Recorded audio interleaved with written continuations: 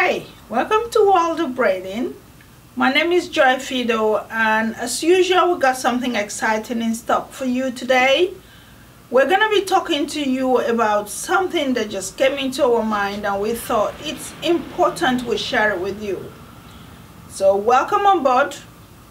So in the process of bringing information to you, education, knowledge, we always come up with ideas that we know we support people we train all over the world and people that we guide all over the world.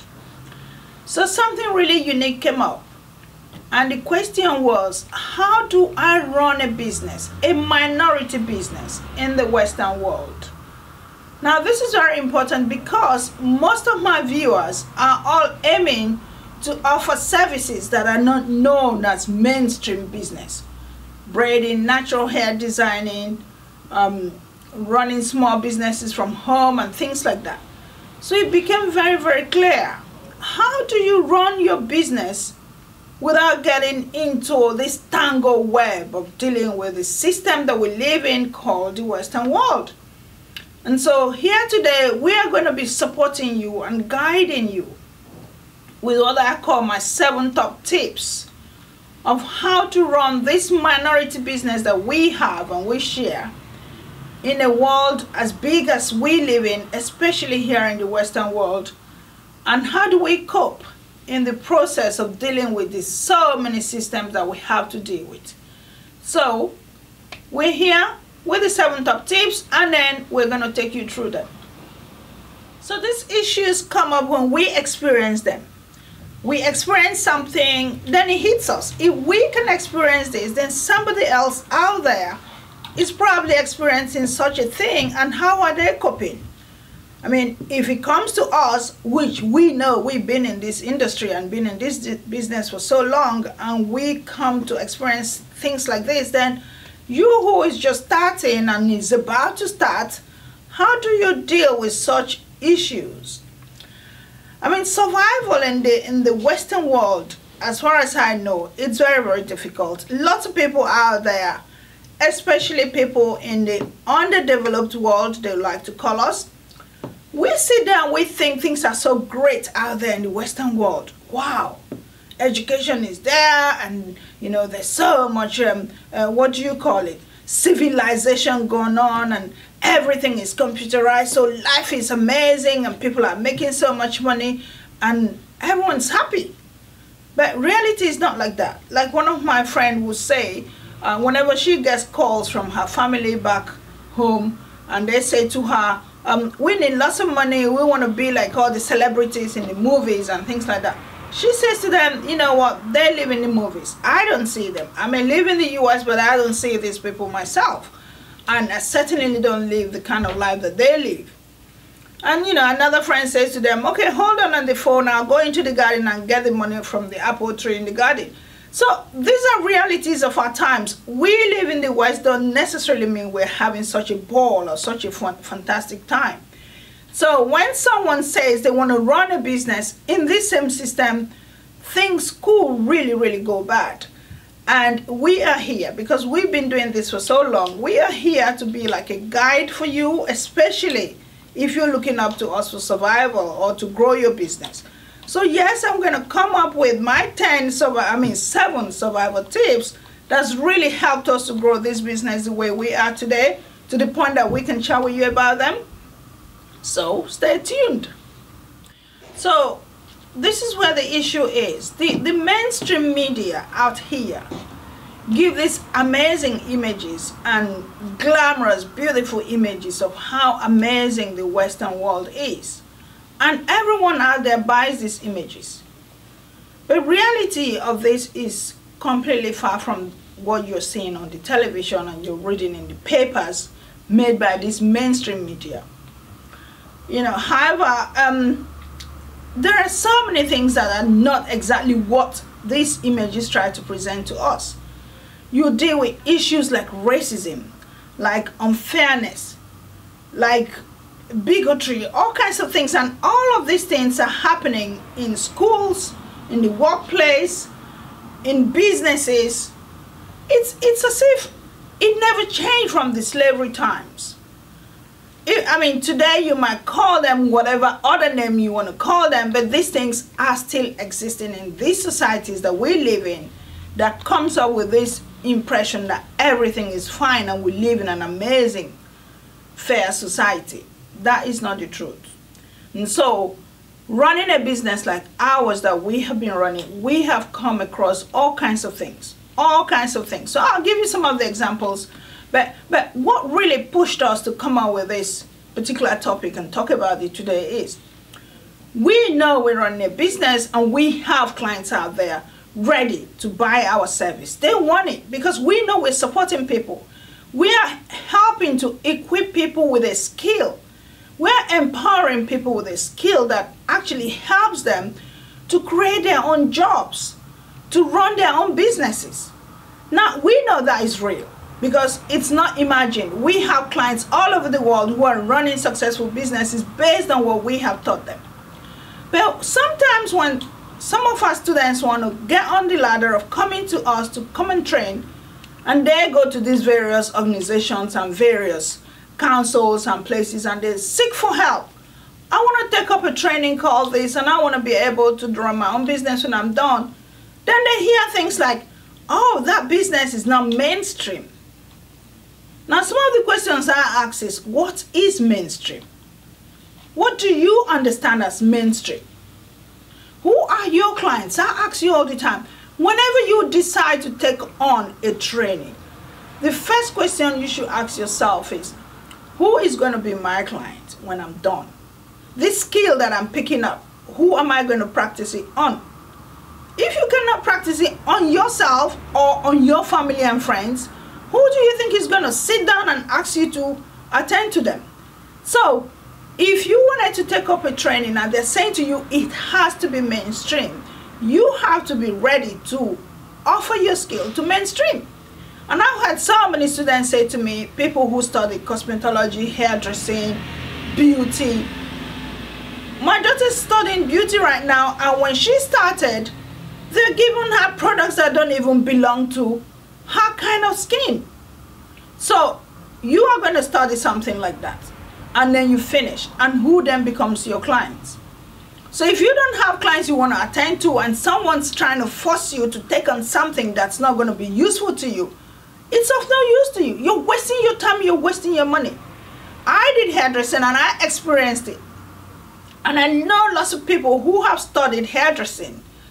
We had an inquiry once and this lady done her level 2 in hairdressing and she's still sitting at home doing nothing.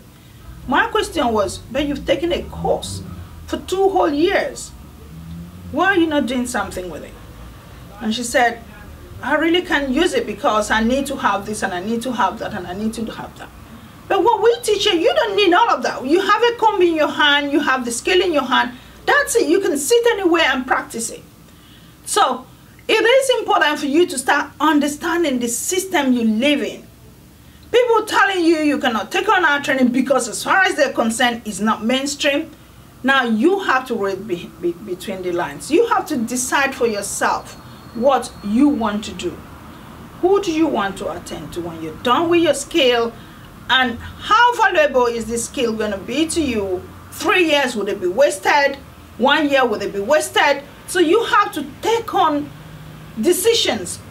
Think before you take on anything. Think before you decide what you want to do. So I'm going to give you some of the things that's helped us on the way while we have been running with this kind of system and still coping and surviving. So like I said, I have experienced all types of racism and things going on. I have children, they go to schools, it's in the schools. I run a business right in the city center in a place where we are at the moment. We had to deal with the councils and we had one of the worst experiences you can ever think of. You have a bank account, you're dealing with a bank, you're going to experience it. So shops, all kinds of business in the workplaces, people I chat with all the time, they are going through all kinds of issues. So like I said, you need to know how to deal with these situations and then be able to handle yourself in order to survive. And so number 1 on that list of my 7 top tips to get you started and moving on and carrying on in a business or in anything you want to do, especially here in the Western world, is to, number one, believe in yourself. Believe in yourself is all about, okay, this is who I am. I want to run this business. I don't care if it's mainstream or not. I have clients. So when we started World of Braiding and Extensions, I remember how many people told me it wasn't going to make sense. Why are you taking on such a business? Hair braiding, natural hair care, what is that? That is what hairdressing teaches you. And I remember telling people over and over, not every hairdresser can braid hair. It's still the same issue till today. Not every hairdresser can care for natural hair. I had to go and take on a course in hairdressing just to understand what this was all about. And believe me, there was nothing to do with the natural afro hair in hairdressing. Still, there is nothing to do with the natural afro hair. That is why I took it upon myself to offer that as a training. There was absolutely nothing to do with braiding, as in, let me show you, if you don't know how to braid, this is how you start. I took it on. So I believe that I knew that there were clients out there. I knew there were people out there who wanted to learn. And when we started, I started with the council. I was teaching women who were unemployed, who were doing nothing. They dropped their kids in school and then they had to go back home and rest and do nothing, just wait till school was over. And then the counselor was in there, was so kind enough to offer skills, various skills to these women. Braiding was one of them. And when I started teaching with these women, I saw the potential in them.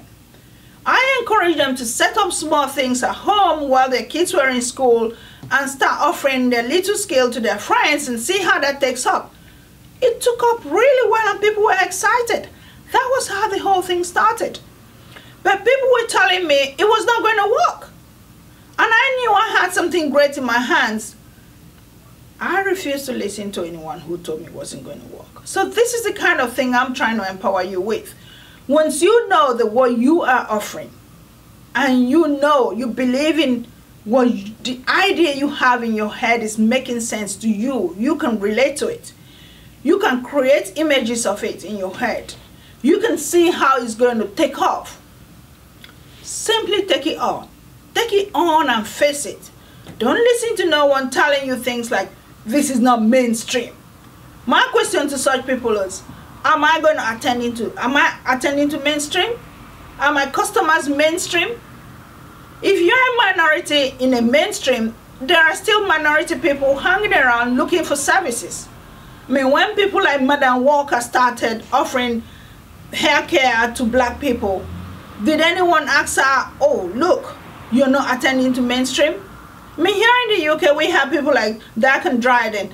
They attended to people who were not mainstream. So you do not have to sit out there and allow a system to bog you down because they are telling you what you're offering is not mainstream. And so you say to yourself, okay, I'm not going to do it. I'll have to wait until I have mainstream in my hand. But unfortunately for you, when you have mainstream in your hand, mainstream people are not going to come to you and say, can I have your service?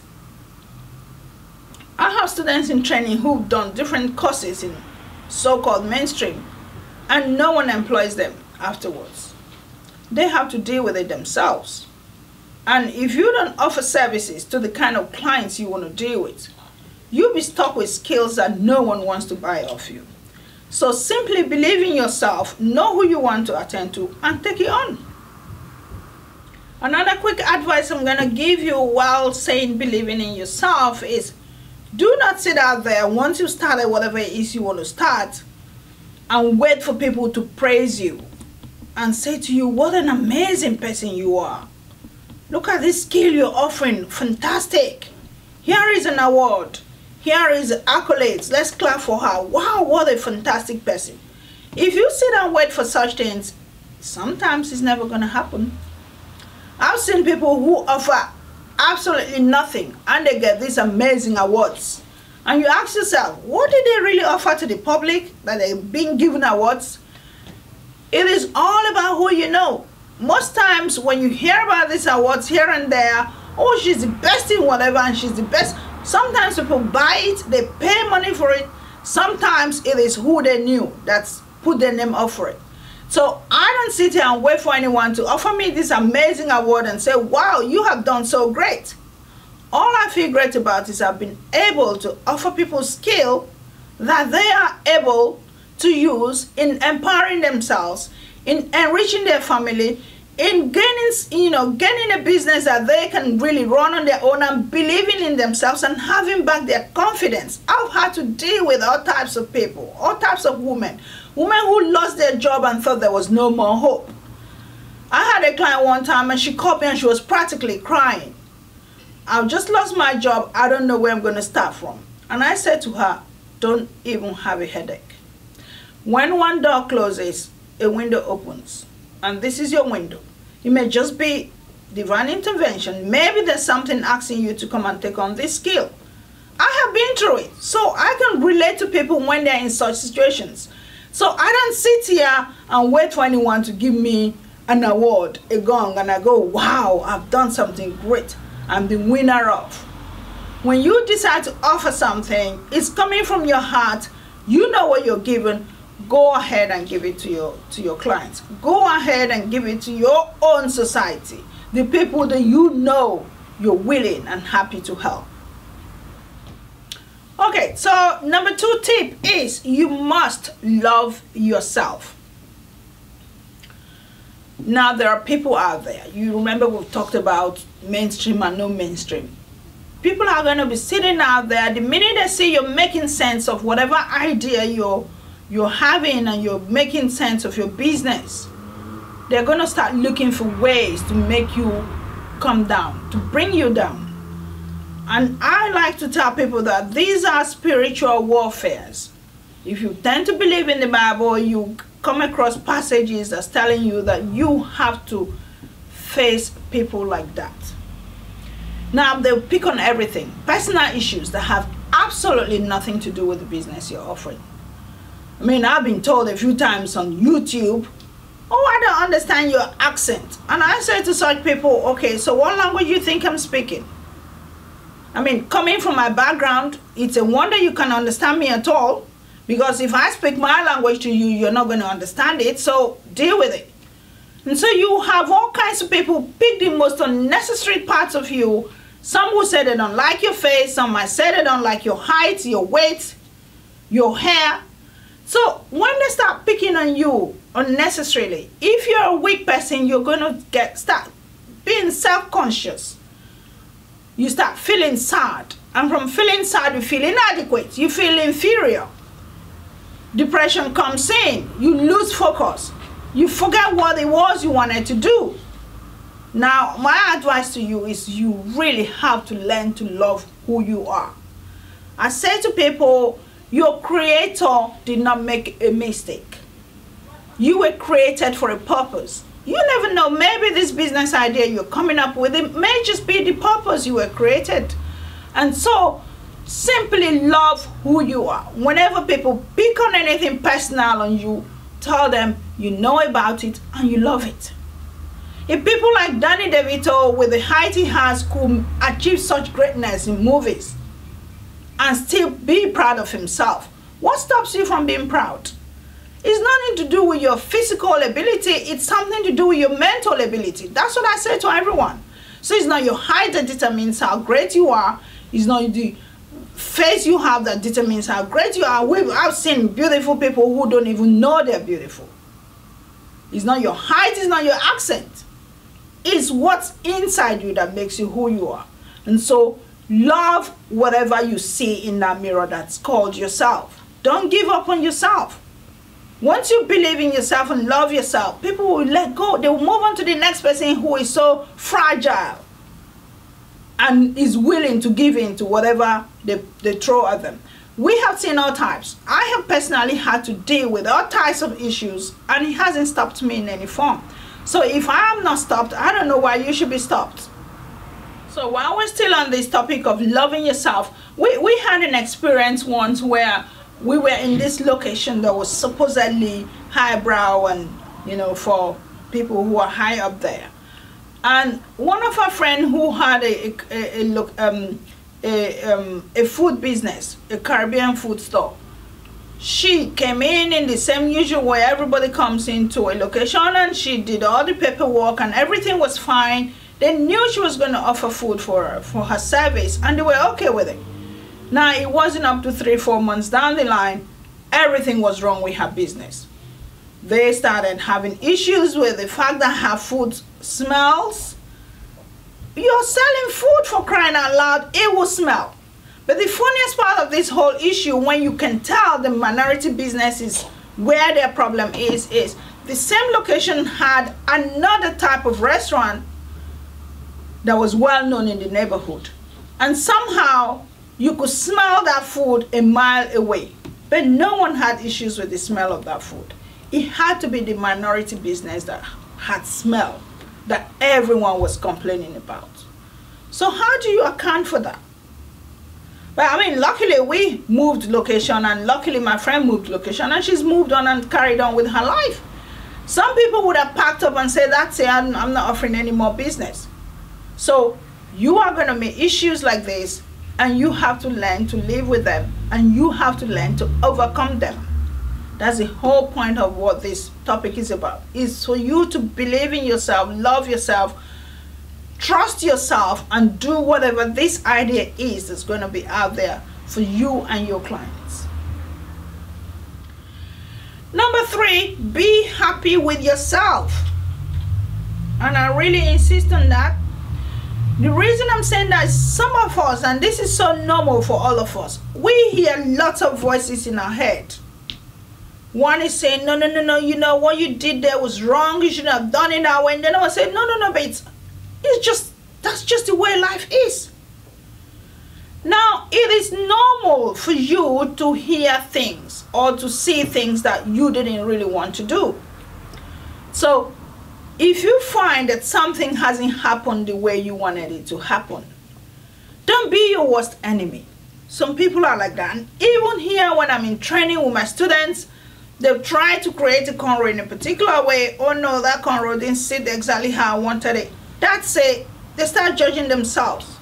They become their worst enemy. And suddenly, they can move on to the next track. So I have to constantly be this personal development person, which I am, and start advising them, no, don't worry, that's just the first strand. Maybe the second strand is going to get better. But of course, the more you do this, the better it's going to get. That's what it is. Remember that fact about life. It's not all the time that whatever you're doing, you're going to be so excited with yourself.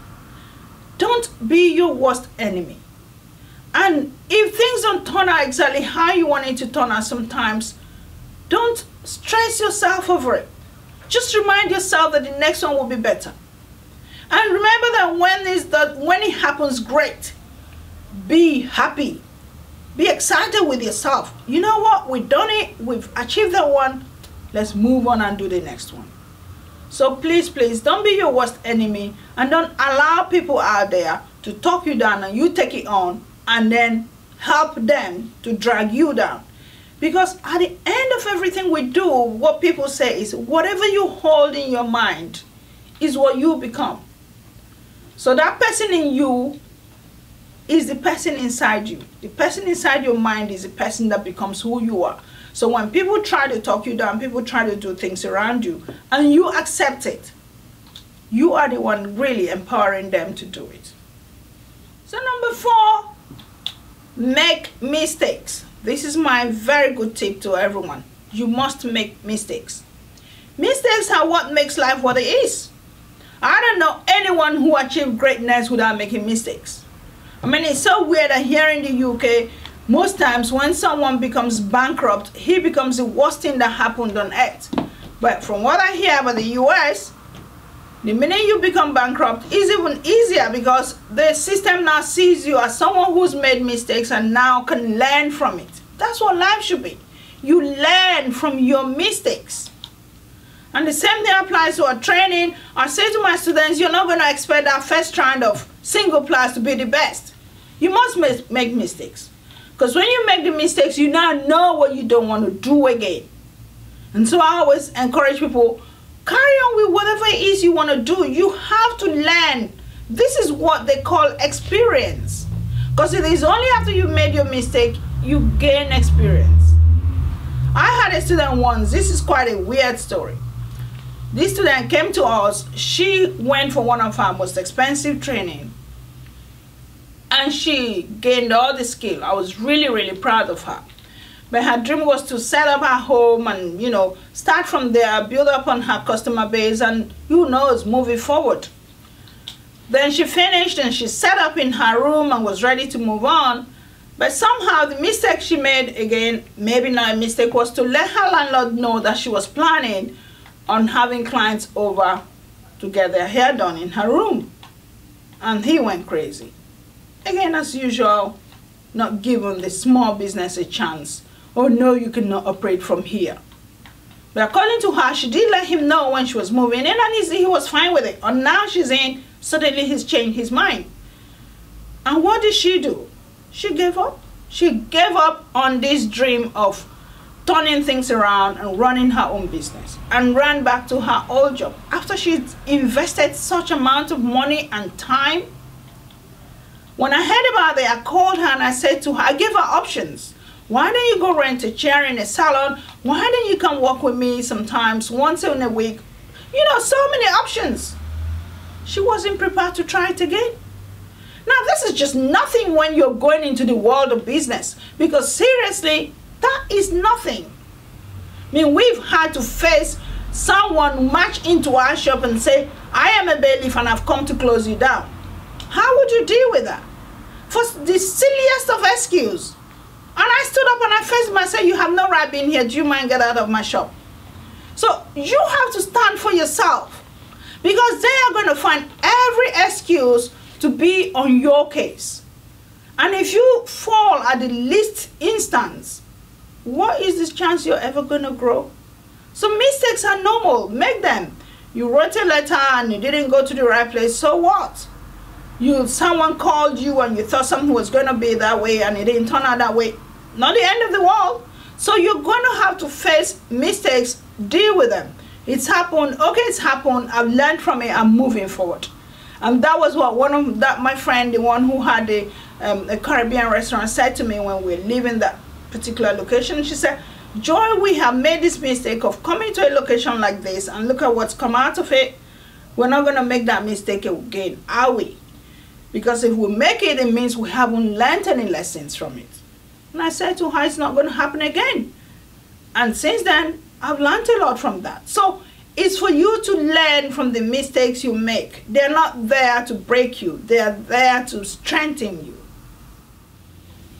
So when we're still talking about making mistakes, now this is another example I like to give to people. So you look at a young child, a baby, and she's got up to 7 months, and now she's been crawling. Now she's learning to work. And so she touches onto something and stands up. Oh, she can stand now. And then she makes the first step.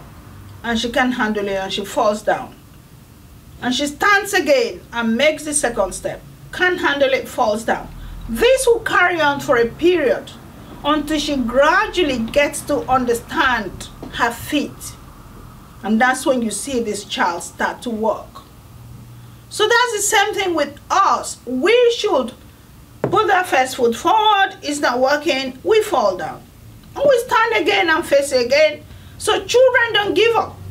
A child will not give up until that child can walk. And the minute they can walk, the next thing they want to do is run. I have 4 kids, so I know all about that. So I always learn from that. You make a mistake, which is the first step, it didn't work out, you drop down, you fell, stand up again and walk. So learn from children, because they are a very good place to start thinking, can I deal with this? Number 5 is our market. So you remember we're talking about the ethnic minority market. So what I say to anyone who has great ideas to service their market is, there is a market out there for you. Now the world, as at 2012, 7 billion people, and you don't think you have something you can offer 1,000 people, 500 people. Of course there's something you have the people want. And so there's a market out there waiting for you eagerly. Because like I said earlier, if Dark and Dryden didn't come to the UK and bring in beauty products to cover the black person, we would never have known that there were products for black people. If a man did not start her business offering services for black people, when she started modeling, she was being made to put on makeup that had absolutely nothing to do with her skin. So when people try to push you go and do mainstream, it's just for the fun of it. It's just to satisfy a few people. You are not here to satisfy anyone. That's not necessary. Focus on your market. When I decided teaching people how to braid hair and take care of natural hair was the thing I wanted to offer my clients, I knew there were people out there wanting to learn that. I get all kinds of emails and phone calls and people thanking me for opening their eyes to something they never knew existed. That's what it is. Because if I was sitting and waiting for mainstream to offer what I offer, it would never have happened. Who in mainstream understands the black hair? And that's why it's not offered in cosmetology colleges. And that's why it's not offered in hairdressing schools. Only recently somebody's telling me, oh, the hairdressing school wants to offer braiding. Hello, that's fine. Oh, now they know that there's a market for it. Years back when I started, no one was interested. Everyone I came across told me it would not work. Okay, so today now it works, so now they want to take it on. So this is what it is. If you don't start what your people want, if you find, this is something I always hear all the time, I wish someone would do this, I wish someone would do that. And I read somewhere, that someone is you. Because if you can see a need, you can feel that need. Remind yourself that every day. Maybe nobody else is seeing that need you are seeing. So when I saw this need to train people and to support them and help them with their natural hair, I took it on. I didn't sit out there waiting, I wish someone would teach natural hair. So this is where it is for you. You have something you want to share with your community, with your society. Go ahead and do it. Don't wait until you have 20 million people to see to. It might just be 50 people, it might be 100 people, it might be just your church. I still have issues every day. I keep saying, I wish someone, and I really say that because I don't want to go into that. When it comes to the African food, people are still so laid back. And I know there's a market out there. People are desperate to actually find a good restaurant, especially here in the UK, where someone is taking on African food as wow to the height. Glamorize it, make it professional. No, nobody's interested in doing that. Because we're all thinking, oh yeah, it has to be the mainstream. Oh, McDonald's, KFC. What about if you bring something unique? And suddenly people are going to go, oh wow, these dishes are amazing. Something like what we call jollof rice in Nigeria. Yes, people want to eat it. When you organize a party and people come from other races, the first thing they're going to ask you is, do you have jollof rice?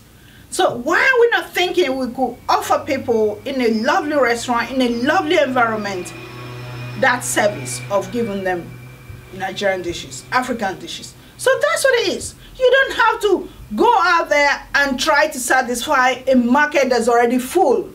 You want to satisfy a market that's hungry, that's looking for something that's so unique, they can't find it anywhere else. And it's down to you to offer that service. We're still talking about your market. And we know that out there in the US, most times people are told for you to take on braiding, you have to go and study cosmetology, you have to get your licensing in order to practice braiding, and people are querying this kind of rules. This is where we say again, the system just deliberately wants to hold you down and break you. Because in our last episode, this was the question we asked. Are you really in a position to offer the service that you say you want to offer? Are you qualified? Are you really qualified? Because lots of people go and study cosmetology, spend all those 300 hours of training, $25,000 down the drain, and they come out with nothing in their hands. But the system has qualified you and said, oh yeah, here's your certification. And it means nothing because the clients that you want to, serve, this ethnic people, these minority people that know the service they want from you, come to you and there's nothing you have to give them because you have spent years studying something that has absolutely nothing to do with them. So this is where we are. You have your market. You need to make sure you gain that expertise that will really serve the market you want to offer your service to. There is a market out there and you have a service. Offer it to them. Don't wait until someone says, here's a huge certificate. You can go and practice now. And then you have absolutely nothing to offer. I mean, most times I say to people when they say, what kind of certificate will I get? And I say, oh, are you looking for a PhD in braiding? Because that PhD, no one's going to walk in and say, do you have PhD in braiding before I can take your service? If you're not offering people the service they want, whatever number of certificates you put on your wall mean nothing. So it's up to you. There's a market out there waiting for you. Don't wait for any system to drag you down or pull you to a point before you actually go and gain your skill to do your service. So number 6 on this list of my top 7 is find a mentor. Find a mentor that will help you. And in our training, we are more than happy to guide our students. We have been there, we have done that. I have seen it all. I mean, when we were talking about mainstream, I took on Herbalife. I used to sell Herbalife. And it got me nowhere. That was mainstream. That was when I realized what a huge mistake I had made. And like we're saying about mistake, I didn't kill myself over it. Because the amount of debt I incurred from selling Herbalife, it was enough to drag me down. But I refused to be dragged down. The lesson I learned was, if that skill was not in my hand, I'm wasting my time. And that's because I had no mentor. All I saw was, to me, it was an opportunity, and I invested so much money into it, and it got me nowhere. But when you come for training here, I sit with you and I chat with you about what you want to do. I mean, right now we have students from various parts of the world. And I sit with them and I say, what are you hoping to get out of this? The people you want to attend to in your country, what are they expecting from you? So I guide you. And I get all my students who've trained with me, whenever they have issues, there's so many ways they can access me. They can email me, they can Skype me. We are one of those people that respond, because I know so many people who have gone buying DVDs from several sources, and then when they email or they try to reach these people, no response. I have been there, so I can tell you from my experience. When I started years back, I bought DVDs from all over. I've shown those before in one of our helpline. And when I tried reaching these people, not one person wrote back. And so I learned a lot of lessons from these things. And that is why in our training, we changed all of that. Because I know how sad you feel when you have a question on something, you're watching a screen and something is not making sense to you. And you just an email to say, please could you explain to me what happened after that? Not one response. But I respond to people all the time. They're sending me emails, I'm responding. They're sending me WhatsApp, I'm responding. They're going on Skype and responding. So that's what you need. You need someone who will sit there and support you. And we are happy to support. So you need a mentor. Once you decide to take on what we call this ethnic minority business in this big world of ours called Western world, you have to get someone to support you. Otherwise, it's a huge ocean and you're going to just drop into it. So the last on this list is not the be all and end all. This is not everything there is from our world of experiences running a business here in the Western world, but it's just I had to put up something so as to be there for you. Do your research and ask lots of questions.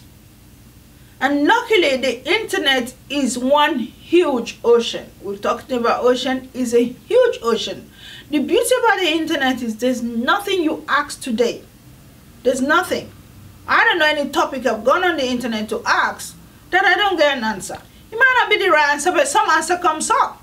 And so it's up to you to start doing your research. Whatever you want to take up, whatever idea comes to you, whatever this amazing knowledge you have is, and you know this is it, it's pondering in your head, it's beating in your heart, you love this idea, it's going to work. Make sure you do some research. Don't just hop into something.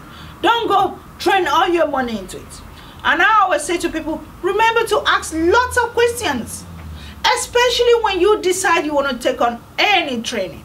People phone us here. I've had students say, I called you 2 years ago, and since then I've been watching you. So that means they've taken their time to understand what they were going to deal with. And we don't keep anything from anyone. I mean, I sit here every day and chat with you on YouTube. So if you want to take on any training, make sure you research on that topic. Make sure you research on that place that you want to go and take on this training. This is no longer the time when you say, oh, I didn't know what I was doing and I just give them all my money. I've had people say, oh yes, I actually did want to go for some training, and I called them and they said, put your money in the bank, and then I did, and I got to that place and it never existed. Hello? There's something they call Google Earth. So you go in there, you type in the address, and you find out from Google Earth, does this place exist? So there's so much you can do. I know I've made some mistakes myself in the past. Someone offered me a service, I had no clue, and then we went ahead. This person was like calling us every day. We went ahead, we paid our money to something we thought was a good service. It turned out to be a fraud. And you think Western world doesn't have it? It was so weird that even the bank supported this transaction. So you will have issues like that once in a while, but learn from them. So do your research and make sure you ask lots of questions. Don't allow anyone to push you into doing something that your mind is not going with. And don't allow anyone to talk you out of the idea that's in your head. And so this is where I'm going to stop here today. So thank you so much for watching this episode. And as usual, we're on Facebook, we're on blog, we're on Twitter, we're on LinkedIn. You just name it, we're everywhere. So follow us in all these places and support us again. We love you supporting us. When we do something you like, as usual, say you like them. Don't pretend we're not there. It makes me laugh when people say to me, oh, I read something you wrote, it was really amazing. Why didn't you like it? Because obviously people are sitting out there and thinking, oh, that thing is not popular. But you really know you like it, but you're pretending you don't like it. So learn to be expressive. If something is nice to you, say it is nice. The same will apply to you. If you want people to support what you're doing and you know you're making sense and you are happy to offer good service to people, they will also show that they love what you're doing. So we love when you support us. We love when you give us that, encouragement that keep doing what you're doing. Because if we don't hear from you, we just think that what we're saying is we're wasting our time, and we don't want to waste time because, again, time is precious to everyone. So thank you so much, and we look forward to seeing you in the next episode. Thank you.